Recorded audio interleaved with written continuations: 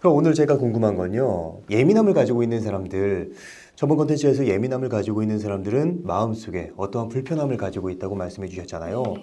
그렇다면 그런 불편함을 가지고 있는 사람들의 특징이랄 게 있을까요?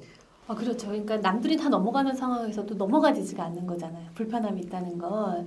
근데 저희는 그거를 스키마라고 이야기해요. 스키마. 네, 스키마는 마음 안에 어떤 신념들이 아주 강하게 자리 잡고 있는 거예요. 좀 구체적으로 말씀해 주신다면. 예를 들면은 점심시간이었어요. 예. 여자분이셨는데 오전에 이제 회의를 타 팀에서 이제 협력하는 회의를 끝내고 자기 사무실로 돌아왔는데 사람들이 아무도 없더래요. 예. 근데 그냥 약간 기분이 안 좋은 거예요. 왜 나만 두고 갔지? 그러면서 이제 단톡방을 확인했더니 아무도 거기 우리 어디로 가 있을 테니까 오세요라는 게 없는 거예요. 기분이 좋을까요? 안 좋을까요? 좋진 않을 것 같아요. 좋진 않죠. 예. 그렇지만 어떤 사람은 이때 그냥 뭐 오늘 나도 좀 조용히 나 혼자만의 시간을 가질까 하고 밥을 먹을 수도 있고 어떤 분은 단톡방에다가 저 지금 왔는데 아무도 없네요. 어디로 갈까요? 어디 계세요? 이렇게 물어볼 수도 있는데 이분은 가만히 책상에 앉아가지고 그때부터 사색에 빠진 거예요. 그러면서 무슨 생각을 했냐면 늘 내가 혼자 남겨졌었던 다른 사건들이 떠오르기 시작하는 거죠. 그래서 현재 사건이 불쾌한 건 맞아요. 예. 그런데 이 불쾌함의 강도가 지나치게 큰 거예요. 그러니까 지나치게 크다는 거는 다른 생각이랑 연합이 딱 됐는데 늘 내가 사람들 사이에서 소외되고 뭔가 버려지는 기분이 느껴졌었던 과거의 사건들하고 같이 보태어져서 지금 현재 내가 느낄 불편이 요만큼이라면 이게 이만큼으로 이제 부풀어지는 거예요. 그렇다면 이만큼으로 부풀어졌었던 것은 어떤 생각, 신념이 자리하고 있었을까? 나는 혼자 남겨질 거야 라는 신념 하나가 크게 자리 잡고 있었던 거죠. 그러니까 이분은 예. 저희하고 이제 스키마 검사를 해봤어요. 이 사람이 가지고 있는 핵심적인 신념들이 어떤 것들이 있는가. 그런데 기능적인 신념도 있잖아요. 사람이 살다 보면 긍정적인 신념이요? 그렇죠. 예를 들면 긍정적이라기보다는 도움이 되는 신념들. 세상은 그래도 살만해. 이런데 어떤 사람들은 세상은 더러워. 사람들은 위험해. 가족들도 믿을 수 없어. 이런 신념을 갖고 있다면 예. 이건 굉장히 역기능적이고 불편한 신념이잖아요. 예. 이런 신념을 가지고 세상을 살고 관계를 맺고 가족들을 대할 때 얼마나 이 사람이 힘들겠어요. 여기서 궁금한 게 그럼 그런 신념들은 내가 늘 의식적으로 생각하고 있는 건가요? 아니죠. 자기도 모르게 그냥 툭툭 튀어나오는 거예요. 무의식적으로? 그렇죠. 그러니까 우리가 흔히 제가 사람들한테 웃으면서 어떤 사람이 대화를 제일 잘할 것 같으세요? 이렇게 물어보면 사람들이 글쎄요, 뭐 배려심이 있는 사람, 뭐 말을 아끼는 사람, 성격 좋은 사람이 대화를 제일 잘해요. 네. 그럼 성격이 좋다는 게 뭐냐? 네. 역기능적인 신념 체계가 다소 적고 기능적이고 도움이 되는 신념 체계가 활성화되어 있는 상태인 거예요. 그러면은 누군가가 이제 커피 한 잔을 이렇게 줘도 선생님 드세요 그래도 어머 감사합니다 처음 봤는데 이렇게 커피도 주시고 예. 잘 마실게요 다음에 제가 대접할게요 그럼 건강한 반응이잖아요. 예. 왜요? 왜 저한테 커피를 주시는데요? 저 언제 보셨다고요? 이러면 이제 굉장히 되게 당황스러울 것 같은. 당황스럽잖아요. 근데 누구는 또 심지어 이거 이상한 거다 이렇게 의심하실 수도 있잖아요. 이게 바로 신념이라는 거예요. 신념 체계를 이렇게 봤더니 예. 한 18가지 정도로 기능적이지 않고 세상을 살면서 좀 힘든 신념들이 있더라. 이걸 발견해내는 학자가 있었어요. 제프리 영이라는 학자가 있었어요.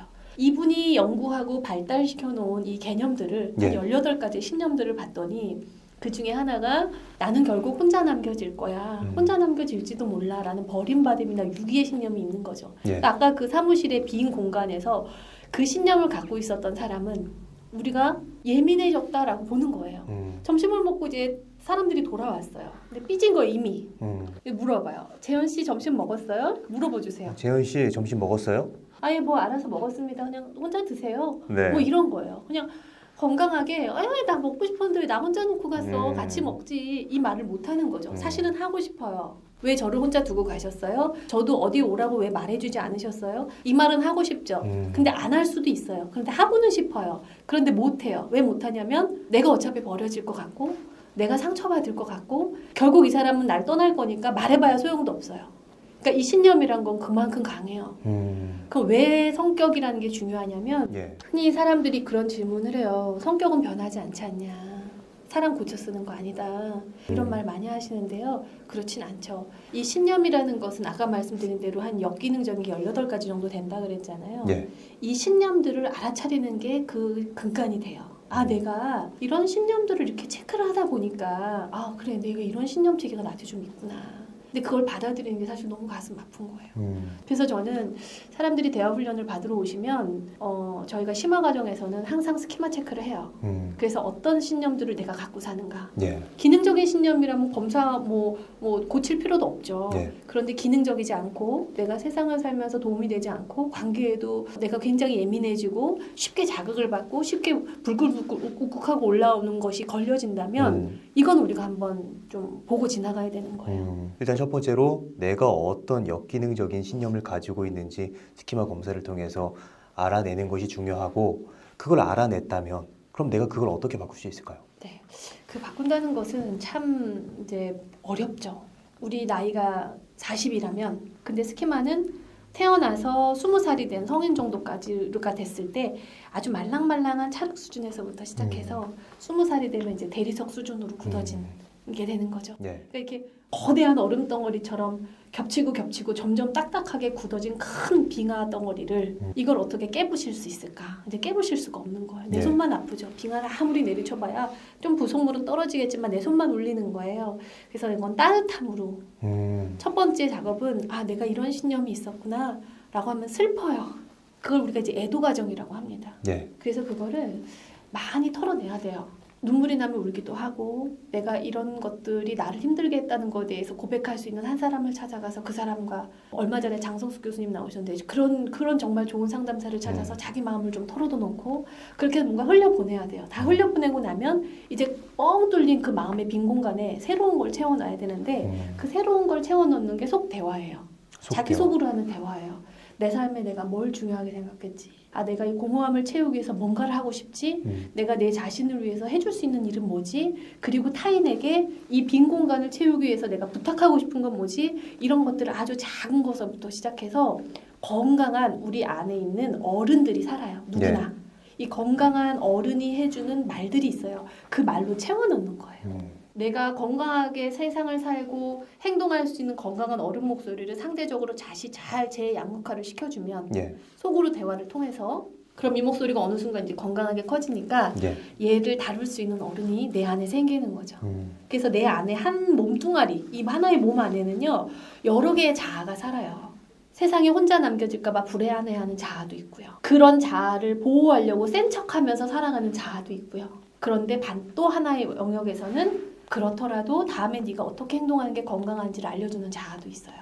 그래서 우리의 최종 목표는 내 스스로에 대한 발견을 통해서 내가 내 자신에게 이 건강한 어른과의 대화를 많이 훈련해서 이제 세상 밖으로 나갔을 때 아주 작은 부탁 그리고 안 봐도 되는 사람에게 선생님 저 커피 한 잔만 저 주시겠어요? 선생님 너무 더운데 저쪽에 계신 분 문 좀 닫아주시겠어요? 하는 누구나 보편 타당하면서도 가볍게 할 수 있는 부탁부터 시작하는 거예요.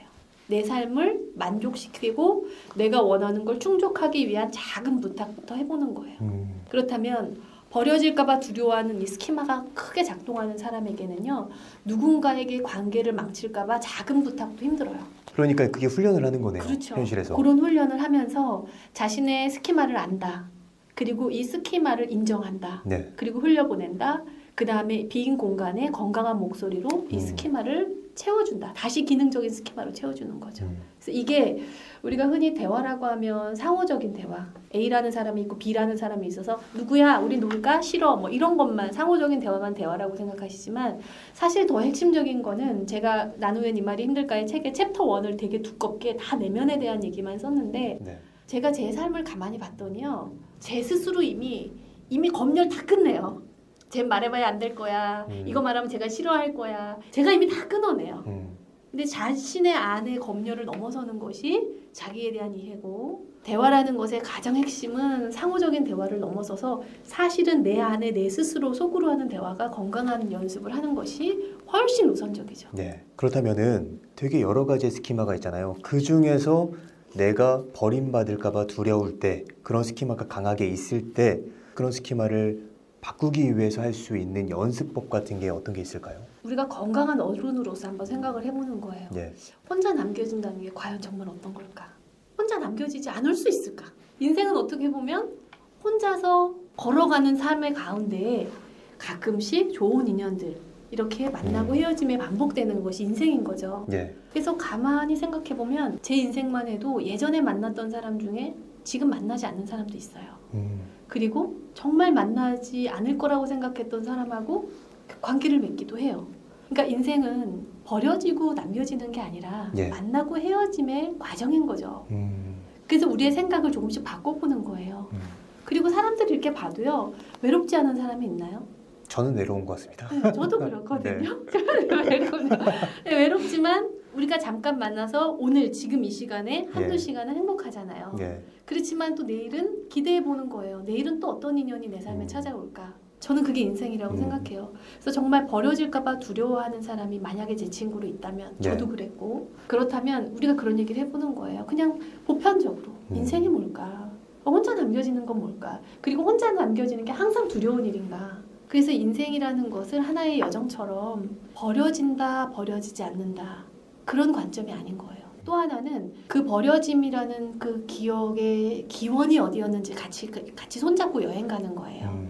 언제가 그 최초의 기억이었나요? 당신의 삶엔 그때 의미 있었던 사람은 누구였나요? 그때 혼자 남겼을 때 어떤 마음이었나요? 그걸 같이 나눠보는 거예요. 오늘 이 얘기를 들으니까 뭔가 되게 가슴이 찡하면서 새로운 생각을 하게 될 수 있었던 시간이었던 것 같아요. 아마 네. 구독자님들도 보시면서 네. 비슷한 감정을 느끼셨을 거라 좀 생각이 들어요. 네. 예. 요즘에 그 유튜브 같은 데 보면 예민하다는 말 되게 많잖아요. 예. 저는 그 예민하다는 말이 내가 일상생활을 할 때 좀 불편함이 있구나 라는 어떤 감지의 기준이라고 보고 만약에 그 불편함이 느껴진다면 한 번쯤은 내가 세상을 살아나가면서 믿고 있는 신념들은 어떤 게 있나 그런 것들에 대해서 좀 공부도 해보시고 그리고 그걸 발견했다면 예. 그 신념들이 생겼던 그 과거의 기억 속에서 내가 얼마나 힘들었는지 그거를 먼저 좀 만나주시고 우리가 그 작업을 되게 두려워하는데요. 예. 제 경험상 그 작업의 과정을 거쳐오신 분들은 굉장히 자유로워지셨어요. 그래서 그 자유로움을 경험하면서 드디어 이제 내가 타인한테 가서 내가 원하는 걸 작게라도 부탁할 수 있는 용기를 낸다면 어떤 말을 해보고 싶은지 우리가 이제 대화를 배울 때 제일 유의해야 되는 점이 예.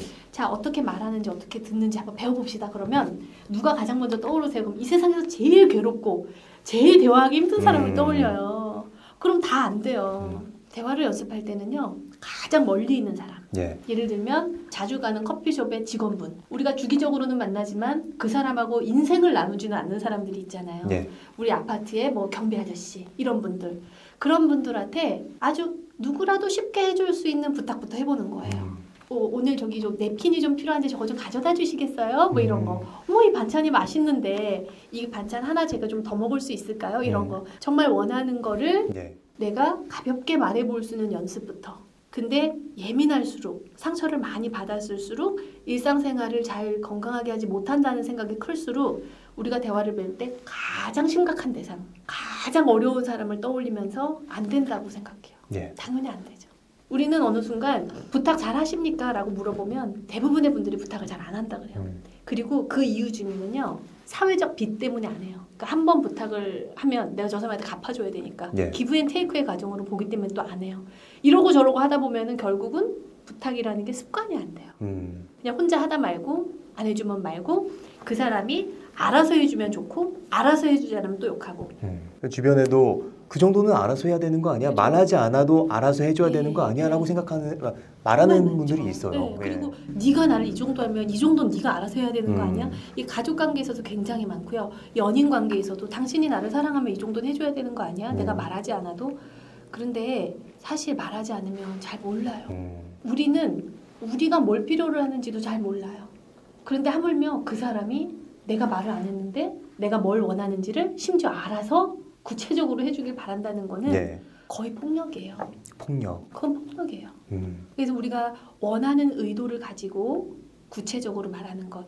자기야 내가 오늘은 맛있는 게 먹고 싶은데 그리고 좀 편했으면 좋겠는데 집에서 차리는 것 말고 우리 오늘은 나가서 먹는 거 어떨까? 그 사람이 심지어 노를 할지라도 안 하겠지 라고 말하고 안 하는 것보단 예. 가능성을 열어두고 그 사람한테 말을 해보는 것.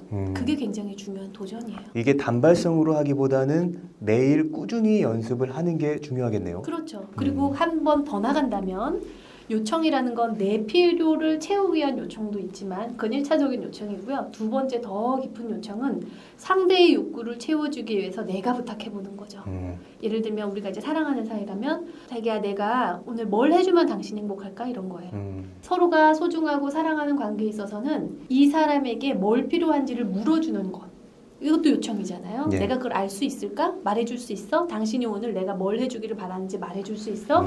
가까운 관계에 있어서는 이런 부탁이 상대와 내 관계를 굉장히 깊게 만드는 역할이 됩니다. 그러니까 과정이네요. 이게 되게 재밌는 게 내가 원하는 걸 부탁하는 게 아니라 상대가 원하는 걸 물어보고 부탁을 들어줄 수 있는 거네요. 네, 그것도 부탁인 거죠. 뭔가 이제 기존에 생각하던 그런 틀이 좀 깨지는 것 같아요. 예. 사이가 조금 불편한 사람들의 관계를 회복하는 것도요. 예. 이 관점으로 들어갈 수가 있어요. 어떻게? 예를 들면 우리 예. 사이가 좀 써먹써먹해졌어요. 동료인데 근데 이 친구가 뭐 이 좋은 책을 읽고 있어요. 그러면 제가 이제 뭔가 이 사람하고 친해지고 싶은 마음이 있는데 다시 관계를 회복하고 싶은데 그렇다고 갑자기 되게 어려워. 야, 이 업무 좀 너 좀 도와줄래? 굉장히 짜증나죠. 그게 예. 아니라 야, 너 이거 지난번에 이 책 읽던데 이거 나 읽구나. 한 하루만 빌려줄 수 있어? 아주 가벼운 요청을 하는 거예요.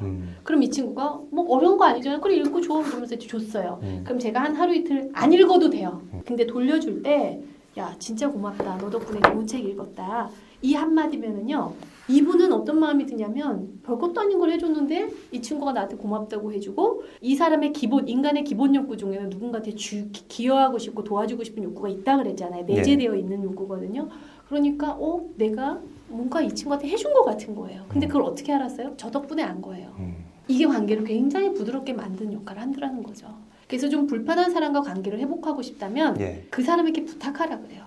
그 사람이 아무렇지 않게 해줄 수 있는 아주 작은 부탁을 하라 그래요. 그리고 거기에 대해서 감사를 말하라 그래요. 그게 이제 훈련이죠. 부탁하세요. 감사하다고 말하세요. 우리가 보통 서먹서먹한 사람한테 어떠한 부탁하는 것 자체를 난 저 사람 서먹서먹하니까 부탁할 수 없어라고 생각하는데 그쵸. 그 반대로 내가 아주 사소한 부탁을 하면 그게 관계를 개선하는 데 도움이 될 수 있다는 생각이 네, 너무 맞습니다. 좋은 것 같아요. 네, 맞아요.